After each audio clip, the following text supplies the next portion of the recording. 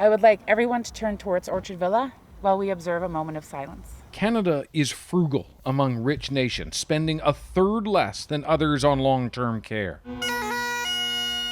And when COVID hit, the doors were effectively closed to protect against community spread.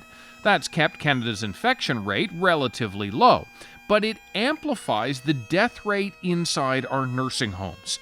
Stacked up against other countries in the study, nowhere else had such a high proportion of deaths in long-term care.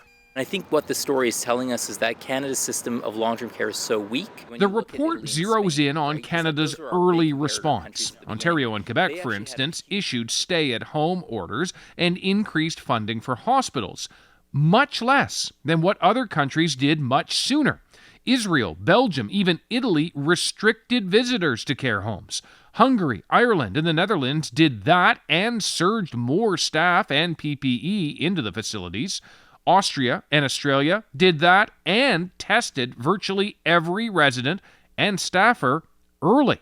This is an example where delays by weeks of implementing key policies that BC did early on, that the evidence was telling us we need to do, that I think led to needless numbers of outbreaks and needless numbers of deaths. It is them who have failed to support our seniors. That's about as close as the Prime Minister has come to laying blame for the failures in long-term care, opening the door once again to a role for Ottawa.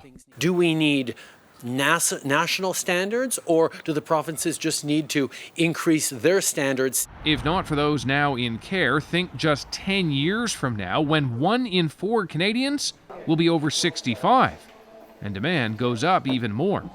David Common, CBC News, Toronto.